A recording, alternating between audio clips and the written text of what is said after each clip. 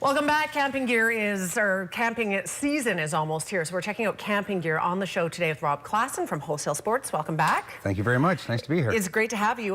Talking about a lot of cast iron. This stuff is heavy. We're just putting it all on the set. That Dutch oven on the set over on that side, yes. That's a substantial weight. It's substantial, but you know, cast iron is something that has never gone away. It's been there since the very, very beginning of cooking times, and it's still here and sometimes forgotten.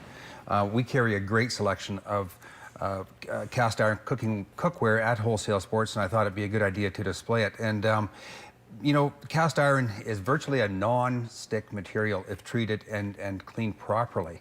And by doing so, you're using cast iron as a non-stick rather than the traditional cast iron products that sometimes have toxic things in them that are not good for you. Right. And so cast iron is in my opinion, probably one of the best cooking surfaces around.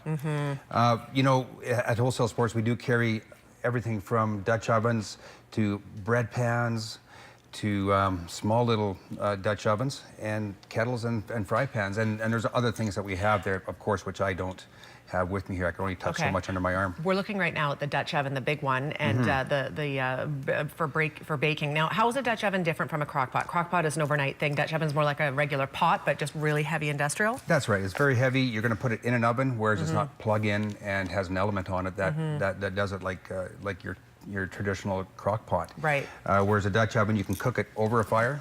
You can put it in an oven. And it's not going to burn the actual It's not going to burn. Cast iron is one solid mold. Right. You know, where there's no welds, there's no toxic welds, there's no riveting of handles, so nothing's going to come loose. You can, I mean, I use my cast iron frying pan to cook a roast in the oven, you know, or any other, or a number of other items. So, these you are know, gorgeous. Look at this cast iron. We've got a shot of it here. It is. This, and then like the little miniature Dutch oven right here. Little miniature. You can put sauces or anything small in there that you might wish to you know, cook in a small amount. Yeah. And the teapot, I think, is very special. Like most, all cast iron, if not treated and dried properly, will rust. Right. However, with this teapot, what's really cool is the inside is coated with enamel, so which means you can leave water in there and it's not going to become rusty.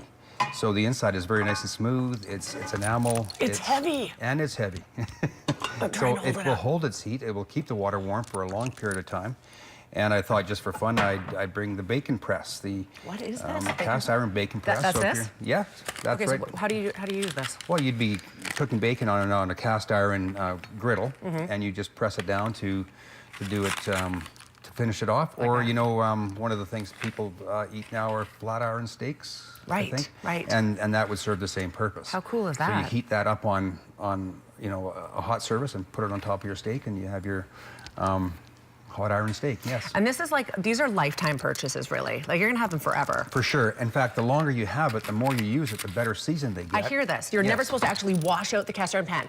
I was camping once, and I was cleaning up. I thought I was doing the guy a favor that owned the place, so I cleaned out the cast iron pan and I scrubbed this puppy down to the raw with like wool metal, and he had been seasoning it for years. And I kind of ruined that for him. Yes, I traditionally don't, you're not supposed to put them in with soap, because soap will take away all the grease and all the seasoning and all the years of seasoning you've done to it. So basically you clean it out the best you can. I've used salt as an abrasive substance on the surface of my frying pan. Yes. I've used a scrubber in tough times, but I'll never put it in the water, and then you always treat it after with some of this Camp Chef cast iron treatment after to keep it oiled, to keep it in good shape. It works great. And that's this stuff in this little container. It sure we is. only have a minute left, but we're going to talk a little bit about hiking shoes, because you know what? It's time to hike. The snow's melted. I was actually up on Kenna on the weekend. There's a little snow at the top, but overall, great time to get out there. Yeah, so I thought I'd present a couple of light hiking shoes.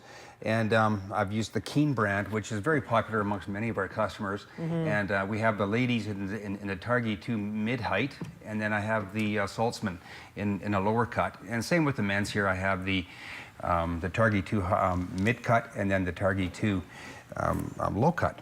Now, they're a good shoe for light hiking. They're waterproof, breathable. They have a really good footbed in them.